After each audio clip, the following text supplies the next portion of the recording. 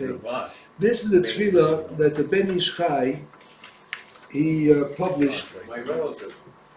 and this is what the importance of this tefillah is.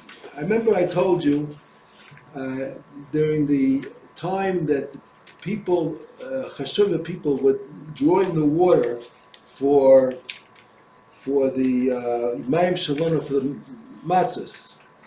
Remember I told you that there was Hasidim, when they were drawing the water for the matzahs, they were saying the aleph beis. They're drawing out the water they're going to use for the baking of the matzah. They're saying the aleph beis. Why were they doing that? The first time I heard about it was last year.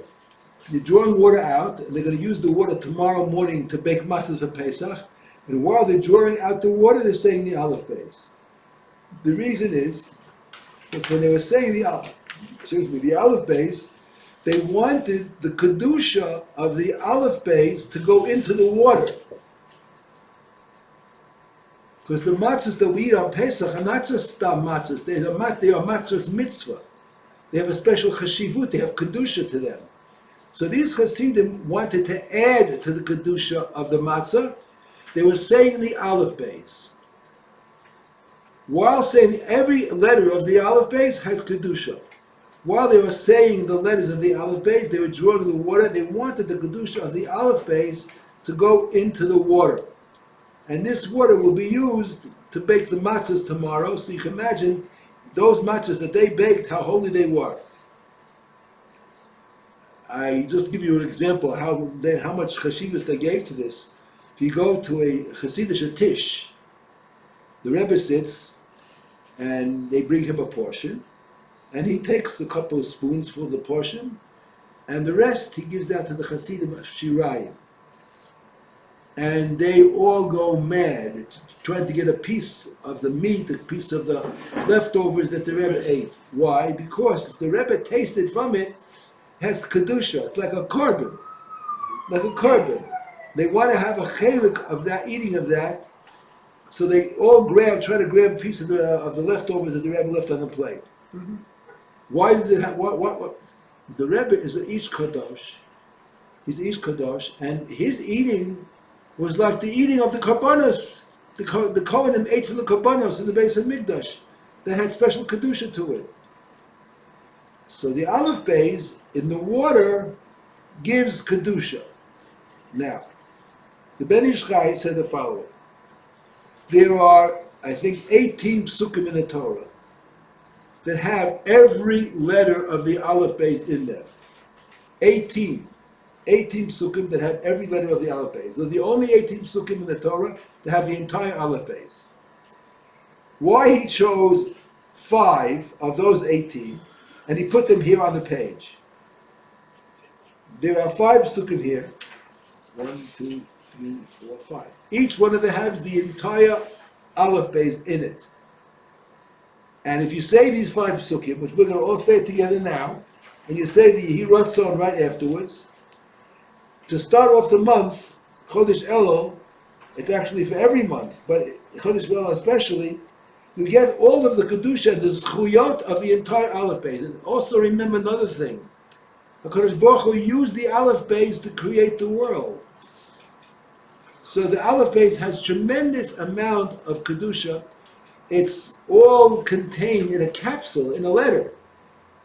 But each letter has a tremendous amount of kedusha. If we're going to say it now, the 5 psukim, and then we'll say the Yehi Ratzon, we're going to have the tremendous benefit of all of these psukim, the 5 psukim. Yes?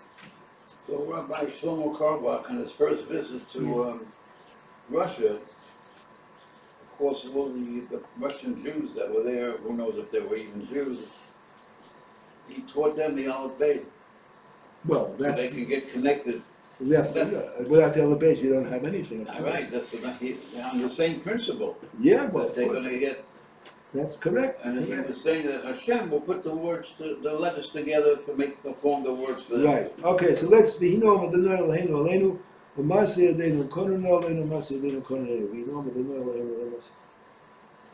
let's read it together. Zeh hadavar asher tziva Adonai liktu mimenu ish lefi achlo. Omer lagugoles. Mispar nafshosechem ish la'asher biyah halo tikacho. O hanisa Elohim lavo lakaches lo goy mikerev goy. B'masos ba'osos u'b'mofasim u'b'milchama u'b'yorach hazakah v'zor natuya u'b'moraim g'dolim k'chol asher asa lachem Adonai Elohechem b'mitzrayim le'einecha. Everyone read it. Don't just look at it with your words. Say it. Ko amar Adonai asu mishpat u'tzedakah v'hatzilu gazul miyad ashok v'ger yasom v'almana al tonu v'al tachmosu v'dam naki al tishpechu b'makom hazeh v'lakachta kesef v'zohav v'yasiso ataros v'samta barosh Yehoshua ben Yehotzadek HaKohen HaGadol v'olai hita chesed l'fnei HaMelech v'yoatzov l'kol sorei HaMelech HaGiborim v'ani islazakti ki yad Adonai Elohai olai v'ekbetzo mi-Yisrael roshim la'alos imi. Yehi ratzon milfanecha Adonai Eloheinu v'lehevaseinu shetaseh leman rachamecha v'chasadecha v'leman psukim shekarisi l'fanecha asher b'kol posuk mehem yesh bo kol shnayim v'esrim osios haTorah min ois aleph v'ad ois tov v'leman sodoseyem tochus v'tachmol u'tarachem olai v'satzileni mikol tzora v'tzukah v'satzileni mikol gzeros koshos v'ros v'sumalei yodai mibichosecha u'mi'osher matanas yodecha v'sifros olai sukkah shlomecha v'sakaneni v'eitzah tova milfanecha v'zashpia li shefa shalom tova uvracha v'chayim v'chein v'chesed v'rachamim v'cheirus Geula v'Yeshua v'Revach v'Hatzala v'Fanasa Tova v'Chalkala v'Sazreinu al Dvar Kvod Shemecha v'Fa'eni Adonai v'Erefei Hoshi'eni v'Ivashea Kis Elizah Atah Yilu Ratzon Imrei Fi Legioni v'Lechanecha Adonai Tzurek v'Gali. Amen. Halavai should be Mekuyim for everybody. It's a wonderful tefillah. It's important to keep this with you and say every Rosh Chodesh. Every Rosh Chodesh, the beginning of the month. Tomorrow also is Rosh Chodesh. Don't forget, tomorrow also to say it. Okay, that's that. Now we go back to, we were in the Baal Shem Will we Tov. start blowing the shofar tomorrow or Tuesday? Yes, tomorrow they blow the shofar.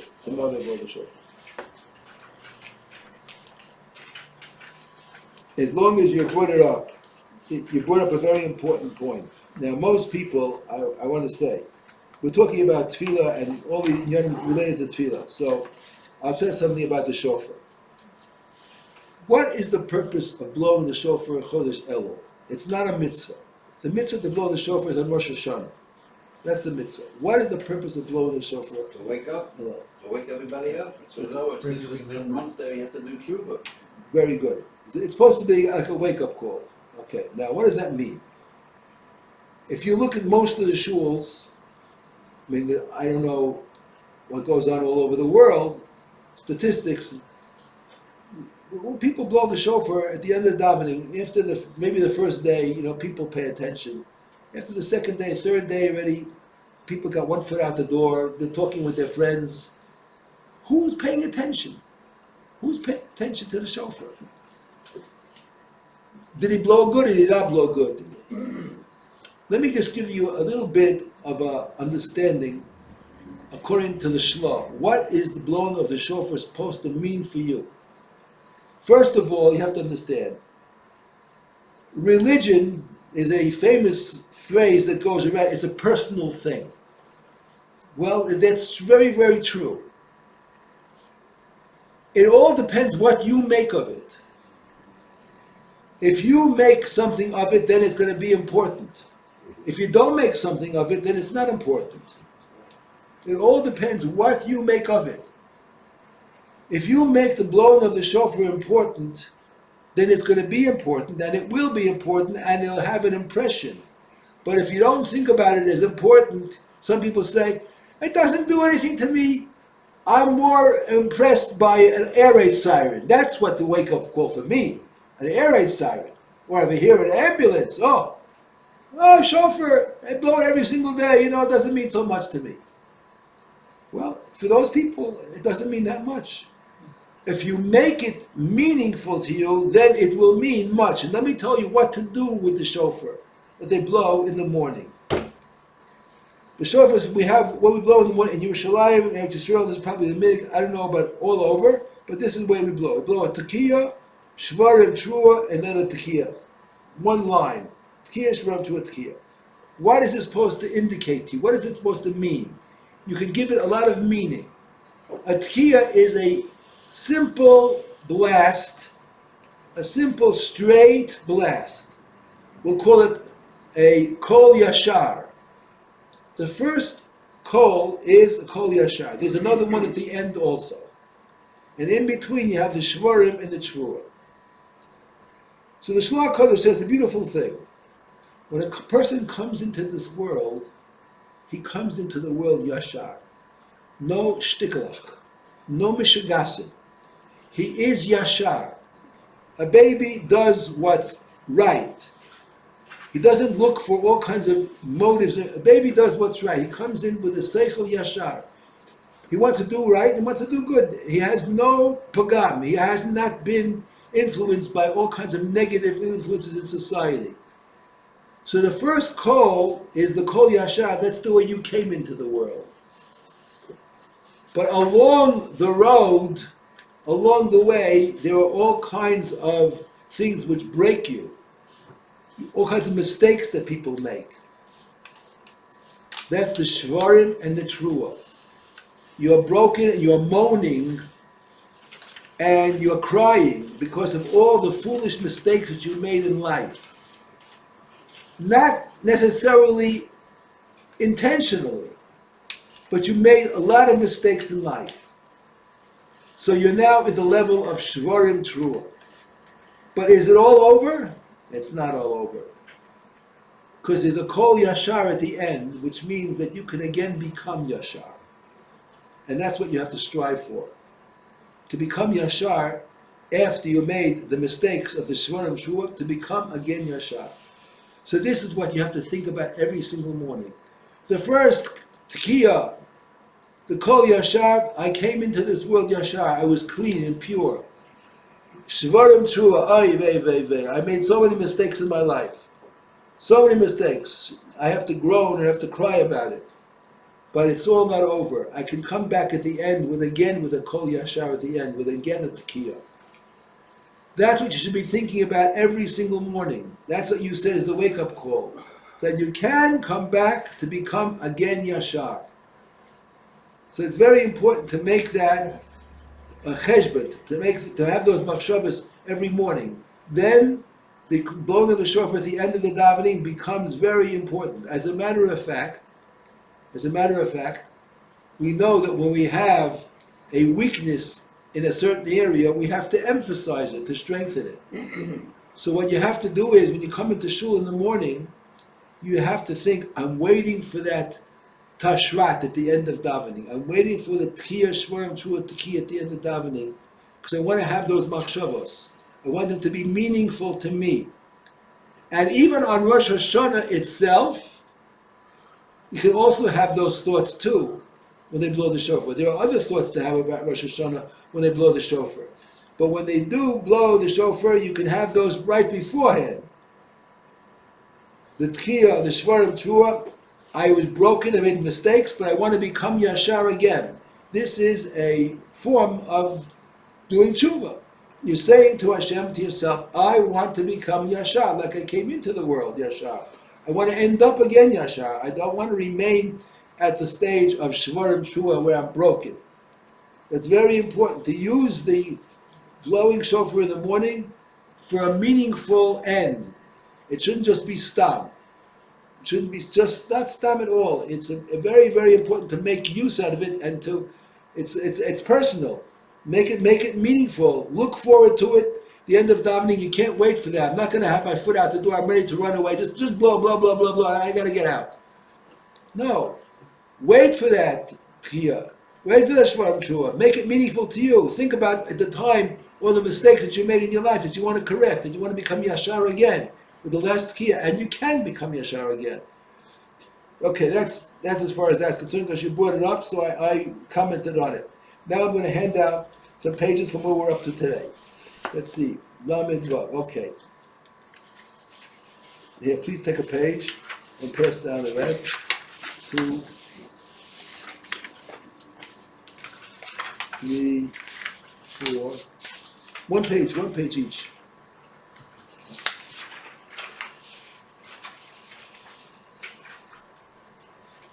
What's the Chanov? You have another one for him? There's another one for Chanov. You already have it, it's the same. You have two? You got two? No, from last time, that's the same as you. No, you have the other side. You have the other side. Not the wrong one for you. This is you can. Which side are we doing? We're doing Lamed Vav. Lamed Vav. You see Lamed Vav? He told us that, well, last week we learned that you all see it, was Lamed Vav, you see it in front of you, Lamed Vav? Page 131. Okay. 131, it's saying the quote. 131. 131. You don't have the page? 131. Lamed Vav. Now, some people, before davening, they learn. Some people say Tehillim before davening. Now, some people get distracted and they put all their efforts into the davening, into learning Tefillin, and to saying Tehillim. Then when it comes to daven, they're already exhausted. They come to shul early and they put a lot of energy into saying Tehillim. So Shem Tov says, Lo yomar harbe Tehillim kodem atfila, shelo yachlish gufa. Don't get weakened by saying so much Tehillim before davening. V'lo yuchal achar kach lomar ha'ikar. The Tehillim is supposed to be a preparation. If you put so much koyach into saying Tehillim in the morning, before davening, you won't be able to daven afterwards. And hainu chofas hayom, that's more important. The hainu zmiros ukriya shema utfila bedvekus gedol machma shehivsid koach kodem hatfila b'shar dvarim. You're doing other things before davening, a lot of learning, a lot of Tehillim. You can't daven already. I'm so exhausted, I can't daven. Rat tchila yoma ha'ikar bedvekus. The main thing is that you should say a little bit of dvekus. Ve'im nitel Hashem yizbarach od koach yoma tehillim v'shir shirim bedvekus. L'chein b'yoma kippurim kodem ne'ilah yoma machzor b'katnus k'dei sheyucha achach l'spalel bedvekus. Okay, that's a very simple idea to remember. We're talking about now the preparation for davening. Now let me ask you a question. Which is more important? The preparation for davening or the davening itself? Which is it's not an easy question to answer. Preparation. Preparation, you say the preparation. Does anybody think differently? Which is more important, the preparation for the tefillah or the tefillah itself? The preparation creates the mindset. Yeah, we learn out of the Gemara that they, in the olden time, they used 1 hour to prepare for the tefillah. So it means, that's what you say exactly, that their mind is focusing on the Amidah after. Well, let me tell you something. What about a mitzvah? Let's say not davening, let's say a mitzvah. Is the preparation for the mitzvah more important or the mitzvah itself? What do you think? You think the mitzvah itself? There is a big machlokas. Big machlokas about where do you put the main effort? So that starts the mitzvah, on which point maybe also. I'm in class, I'll call you back. There's a machlokas. Rabbi Chaim Volozhin was the Talmud of the Gra, also was a great Kabbalist. He held, not like the Hasidim, that the most important effort is the mitzvah. The preparation is important too, but not as important as the mitzvah. But the Hasidim take the preparation as being more important than the mitzvah itself. And I'm going to give you a couple of proofs that I think the Hasidim are right. I'm not saying the mitzvah is not important. Of course it's very important. But as Chanov said, if you don't have the proper preparation, then how is he going to be able to do the mitzvah properly? You won't be able to do the mitzvah. I'll give a very good example. Very good example. From everyday life. To shoot a gun is not a big operation. You have to squeeze the trigger. It's an ounce of pressure, 2 ounces of pressure. I don't know how much is required to pull the trigger. Not much. But you don't want to just shoot the gun. You're aiming at something. You're shooting at something, correct? Well, if you want to hit the target, that's a lot of preparation. You have to set up the gun, hold it right. You have to get your eyesight focused. So there's a lot more than just pulling the trigger, which takes a second. Hold it, just a second. Just a second. We're talking about a mitzvah. Right, We're talking about shooting a gun. I gave you just an example from life. They both have the target though. I just gave you an example from life, that's all. An example from life. And now we're going to go to a mitzvah. We'll go to a mitzvah. We have such a thing called Simchas Beis HaSho'eva. Sukkos, right? What did they do at Simchas Beis HaSho'eva? At night, they would draw the water, Sho'ev Mayim. Okay. And what was the purpose of drawing this water? Pour it on the Mizbeach. For the next day, to pour it on the Mizbeach. Right. Nisuch HaMayim. Because on Sukkot we get a psak on Mayim, on Hoshana Rabbah. So they would be offering water on the Mizbeach all Sukkot long. And when did they draw the water? At night. And they poured it on the Mizbeach the next morning. Now let me ask you a question. What is the main object of that water? What's the most important part of that water? What is it used for?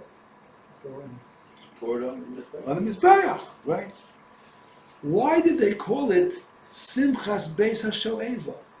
They didn't call it Simchas Nisuch HaMayim. They should have called it Simchas Nisuch HaMayim, the Simcha of pouring the water. But they didn't emphasize that at all.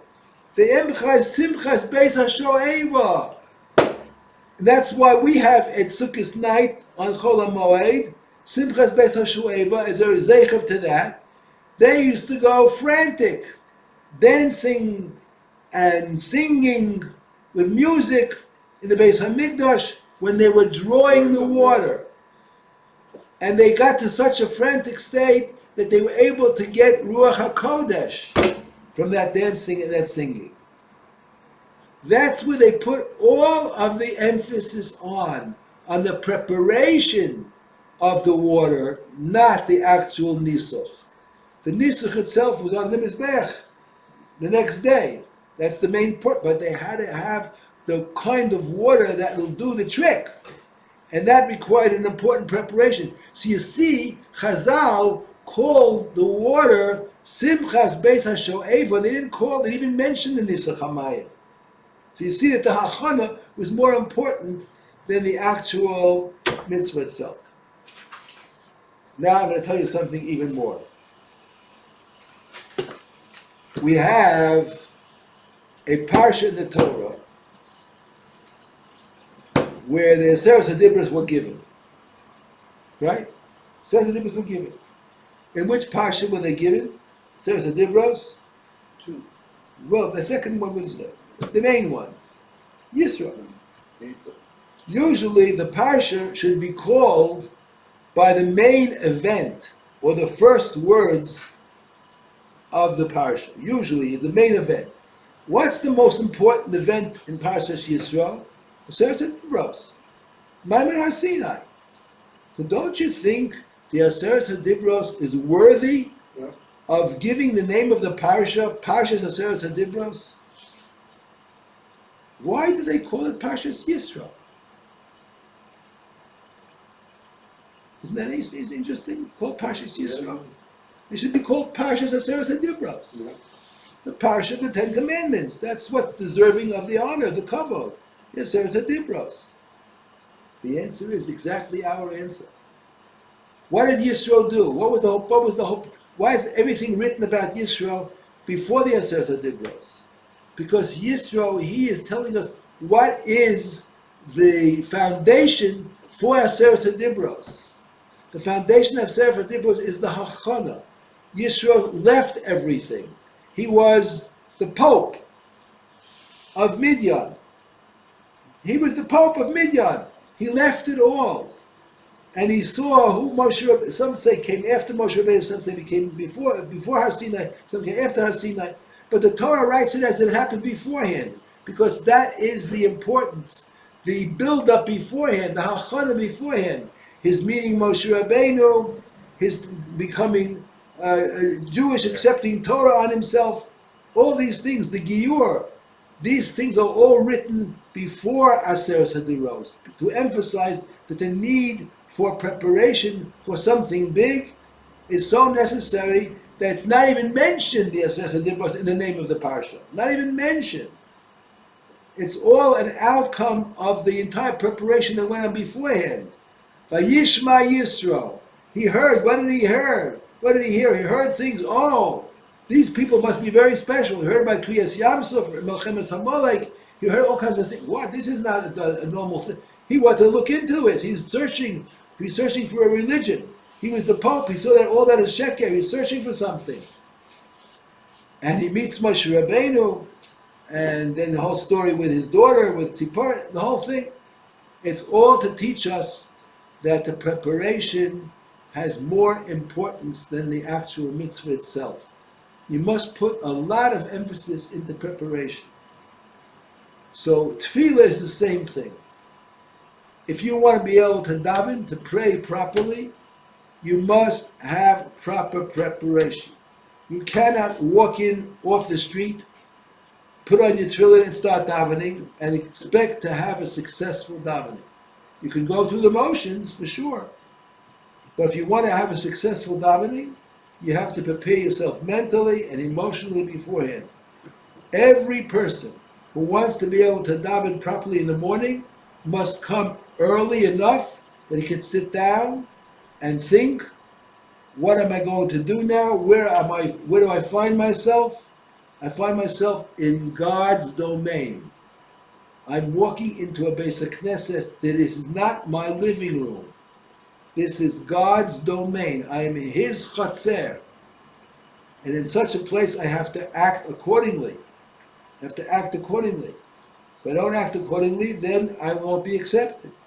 So therefore, you have to have the proper mindset, emotionally and rationally, and then you can go ahead and daven.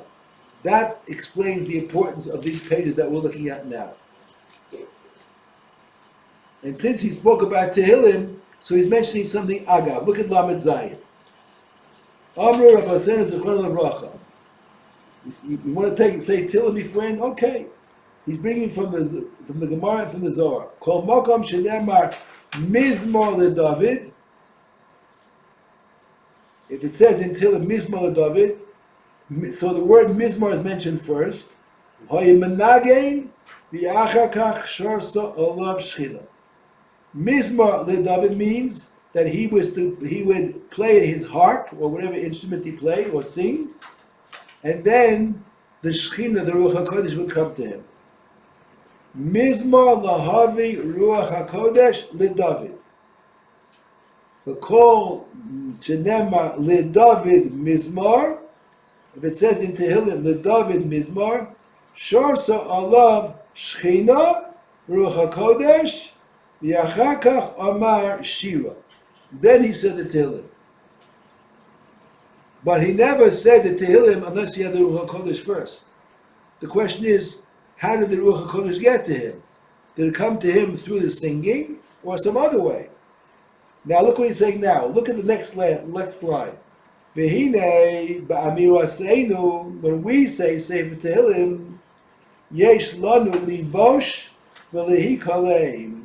We can only be embarrassed. Busha and klima are similar words for our saying of Tehillim. Why? The Eimasai Ruach HaKodesh Shora Aleinu Koidim Ho'amira O Acharka. Did you ever hear of anybody who said Tehillim, and from the Tehillim they got Ruach HaKodesh? Did you ever hear such a thing? The Ruach HaKodesh should come to a person because of his saying of Tehillim? He wants to show how far away we are from the author of the Tehillim, who wrote the Ruach HaKodesh, who wrote the Tehillim with Ruach HaKodesh, and the Ruach HaKodesh are in the words of the Tehillim. You can access that Ruach HaKodesh if you say the Tehillim properly. But I never heard of, and he didn't hear of, the Baal Shem Tov's Talmidim didn't hear of anybody, they didn't know of anybody who could get to Ruach HaKodesh from saying Tehillim. But it is accessible. A person can. And he's saying that you should use the Tehillim before you daven to put yourself into a proper frame of mind so that your davening is worth something. Al kain yira lomar b'kedusha v'taro b'eina v'yira. Therefore, at least say the Tehillim with kedusha and tahara, eina and yira. Okay. It's very interesting that this is one sefer that's accepted by everybody. Everybody, all of Klal Yisrael, all hold of saying Tehillim. Not only the Orthodox, even the non-Orthodox believe in saying Tehillim. In Eretz Yisrael, I don't know what's going on in Chutz La'aretz, conservative reform. I don't know if they recognize this at all. But in Eretz Yisrael, you have most of the population here are called Mesorati, traditional. They sort of keep Shabbos, not keep Shabbos. It's sort of Yontif, a little bit yes, a little bit not. But they're saying Tehillim, they all hold of saying Tehillim. And therefore, we can use the Tehillim as a very, very good start to get us into the level of saying the Tefillah properly. Okay, next one we could skip. He said his Talmidim told him he learned them to learn Zohar, but we don't have to do that. That's not for us. All right, let's look at Lamates. Yizayah liyos hatfilah. Now this is important. Everybody can do it, but I know that many of you don't. Chabad, I don't understand actually Chabad. Mm-hmm. Why? Why don't I understand? I'll tell you why I don't understand Chabad. There's nobody who is in the line of Hasidus more than Chabad. The Chabad was started by the Alter Rebbe, by the Baal Tanya, who was the third Rebbe of the Baal, after the Baal Shem Tov came the Magadim Mizrich, and then came the Baal Tanya. He was the third Lubavitcher Rebbe, very close to the Baal Shem Tov. Now all of those people, they davened Vesikin in the morning, and the Baal Tanya in his Shulchan Aruch writes how important it is to daven Bisman. They daven Bisman. Now, over the centuries, there has been some kind of deterioration. And I lived in New York, in Crown Heights, next to 770. But most of the shuls in New York on Shabbos morning start davening at 9 o'clock. That's the way the times work out. If you start davening at 9 o'clock, usually most of the year you could make the Zman Kriya Shema, the Zman Tefillah. Some minyanim start a little bit early. They start 8:45, 8:30. But most minyanim start at 9 o'clock Shabbos morning. Chabad in New York started at 10 o'clock. 1 hour later after everybody else. Why should they do that? Why should they do that? Well, supposedly they were learning. Supposedly they're learning Hasidus beforehand. They're doing the hachana for davening, and so you have to do hachana. That's like part of the davening itself, and therefore you can start davening later. You'll be able to daven better. But unfortunately, not everybody did that. Not everyone did that. Here in Chabad, I don't know what time they start. I think they start davening here for Shabbos morning. What time? 9:30. 9:30. But some parts of the year it's okay, but some parts of the year it's problematic. By the time you get to Shema and Shemona Esrei, you're over the Zman. So hopefully, people will say Shema beforehand at home, before they go to shul. But I know that many do not. Many do not. And the Chabad in Shari Chesed, they start over there, I think 10 or 10:30. Yes. But they say Shema early. Hopefully. Now, they quote all the time one of the sayings of one of the Rebbitzins of the Chabad. And she said in Yiddish, and I'll explain it to you in English. She said, Sebesa to, one second.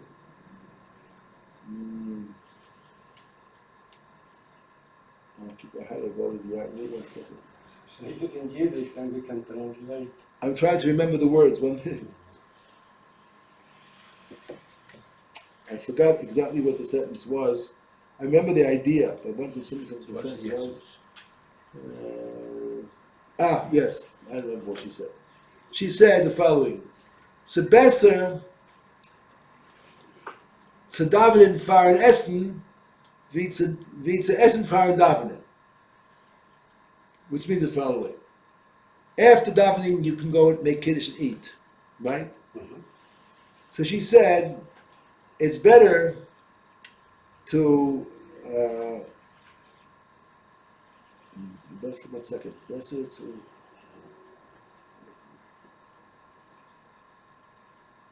Yeah. She said it's better to eat for the davening than to davening for the eating. What does that mean? To say, if you're hungry and you're davening, what do you have in mind?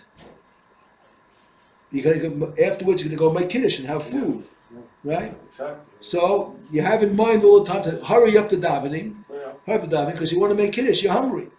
So she said it's better to eat first, so you won't be hungry, and therefore you'll be able to daven better afterwards. So what happened? They took that and they sort of expanded on it, and people Shabbos morning, maybe during the week too, they have cake and coffee, and they sit down and enjoy themselves, verbringt, and then they go daven. And by the time they get to shul, it's 9:30, 10 o'clock already. Then they can daven because they already had more or less a breakfast. In the Shulchan Aruch, we don't find such a thing. We do not find such a thing. The Shulchan Aruch paskins, you're not allowed to eat before davening. How can you take care of your guf, your body, before you take care of your neshama? Lo sochlo al-adam. You're not supposed to eat before you have your mispal that they should be able to live. So it's one of the problems that I have with this Inyan of Chabad. Chabad is a wonderful organization. They do wonderful things all over the world. Wonderful things. But this area of the Zmanim of Tefillah is always a wonder to me, and I don't understand it. I actually spoke to the Rav of Chabad here in Shaarei Chesed. I never spoke to Rabbi Yisrael about it. Spoke to Rav Shaarei. He said he agrees with me 100%, but he says he does not have the power to change it. Doesn't have the power to change it. Yeah. Yeah, I think the Rebbitzin, she made a good point when I see Lashon Hara, that people during the Torah reading on Shabbat, they go to the kitchen and having there a schnapps and an arak and having a meal and all that. So where is the kavanah then? Maybe then the Rebbitzin is right, have a little meal, coffee and a piece of cake, but it doesn't need that you have to start a new block. That takes 10 minutes to have a coffee and a cake, and then you go. She should have made a good point, but all in a normal time, in a frame of some normal time, you are right or wrong. So this is what we're saying here. We're saying that it's very important to daven on time. Yeah. Time, even in the world, the whole world works by timing. Proper timing is of the most important, I would say, elements in anything that goes on in the world. If you don't have the proper timing, it's over. If you bring a carbon after the Zman, the carbon is not worth anything. Avar Zmano batal karbano. It doesn't have any value anymore after the time. Can I decide to keep Shabbos on Tuesday? Well, but it's not Shabbos. What do you mean? I want to keep Shabbos on Tuesday. How can I keep Shabbos on Tuesday? Shabbos has its time, right? You can't do what you want. The world works by time. And timing is very, very important. So davening also has its time. And here, look what he says about the timing. Look at the Baal Shem Tov about timing here. Lamates. Yizoher liyos hatfila. Look, bein bekayis, bein bechoref. This is the Baal Shem Tov. This is not. This is not Chassidus. This is the makor of the Chassidus. Your davening should be when, whether it's winter or summer. Kodem hanetz hachama, before sunrise. Dahainu. What does that mean? Namenu. Rov hatfila ad korov the kriya shema. Kodem hanetz. That means Psuke de Zimra, the Karbanos, before sunrise. Before sunrise. That means you have to daven in the minyan that davens, we say, Vasikin.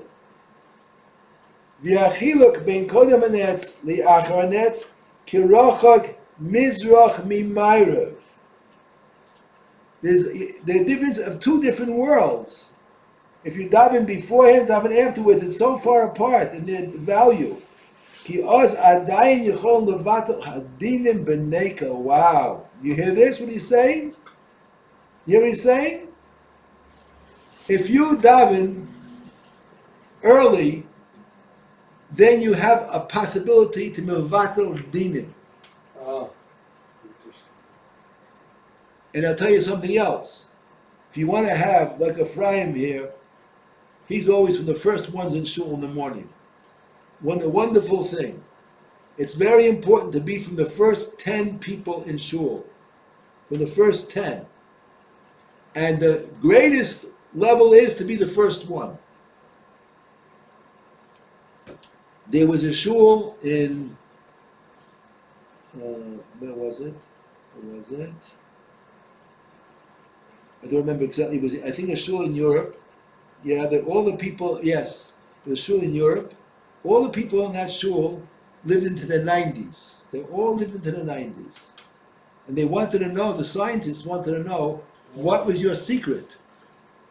What is your secret that you all lived into the 90s? What is your diet? What kind of exercise? How much sleep did you get?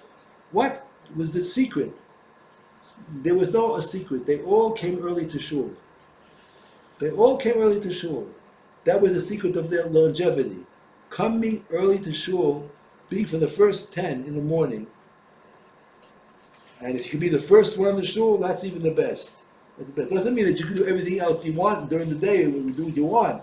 But if you have that added to your a collection of mitzvahs, you are in a very, very good shape.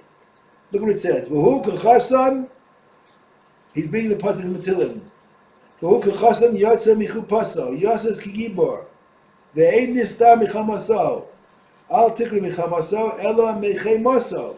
Klomar, כשכבר השמש יוצא לארץ, אזי אין נסתר מהדינים הבאים ממלאכי חמו. You hear that?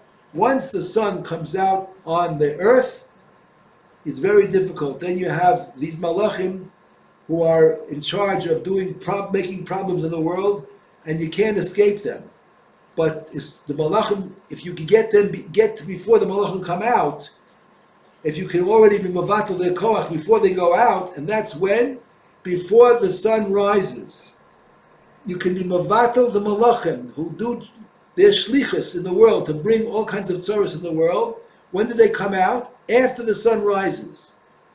So if you're davening beforehand, then you have a koach to stop them.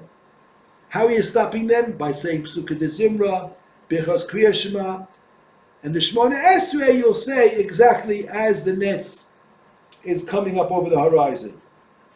Al Kain Al Yehei Dovazeh Katan Beinecha Ki Gadol Hu. This is a very, very great point.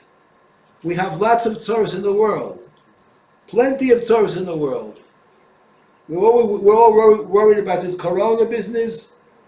We're worried about all kinds of things. We are surrounded by enemies all over. If we want to be mavatal, the dinim in the world, he says this is one of the ways to do it. It's so easy, and it's cheap, and it's free. Get up early and daven before the nets. You mavatal the dinim. It's a wonderful thing. A wonderful thing. To mavatal the dinim. You can do it before the nets. But you have to do that. You have to get up early for that. Ki gadol hu.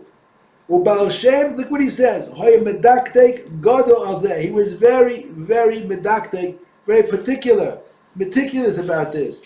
Ulefamim, and look at that. Ulefamim kishahoya ace shelo hilo minyan I mispal biyichud. You hear that? There were times when there was no minyan. He davened by himself biyachidus. You hear that? And in the Mishnah Brura even brings it also. A person who normally davens with the nets, and one day he has no minyan, what should he do? I have no minyan. I gotta have a minyan. He says, no. If you daven with nets all the time, do it even biyachidus. Even when you're davening by yourself, you have no minyan. It's so important to daven at the right time. I mean, most of the davening you do beforehand, and when the Netzach Chama comes, so then you daven Shemon Esrei. But all the Karbanos, Psukei de Zimra, because Kriya Shema, you do that all before the nets. This is not the Shita of Chabad. And that's what bothers me. The Chabad is supposed to be the direct line of Chassidus from the Baal Shem Tov. How can we not go according to what the Baal Shem Tov says is so important?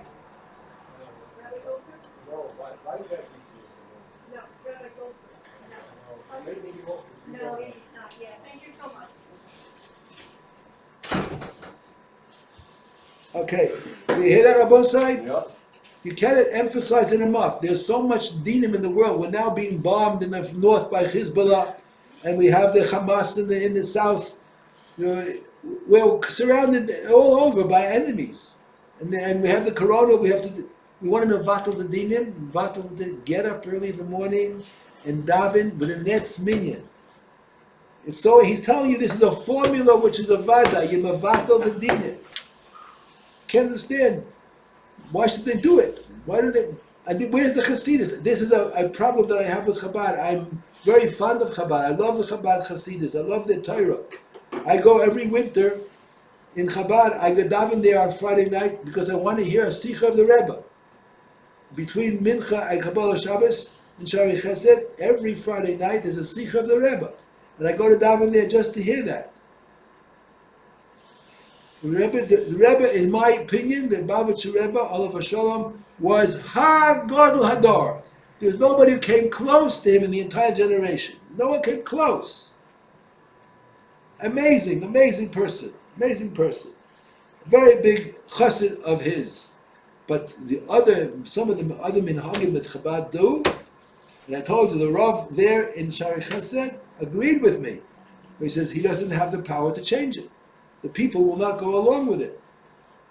But it's a problem. But you individually, wherever you daven, you can daven by yourself. There are plenty of minyanim all over in all the neighborhoods today with a seeking minyanim. They're accessible to everybody. So it's a very important thing to do, to daven with a Netzach Chama minyan, and you have a koyach to mevatel dinim. If you say the Psukei de Zimra properly, you say Birchas Kriya Shema, you say the Karbanos, you mevatel dinim, and there's so many dinim which are hanging around. We have to be mevatel before they come out. Once they come out, it can't be very difficult to mevatel them already. The Baal Shem Tov says, this is a voice rivash. Okay, we're going to stop over here today.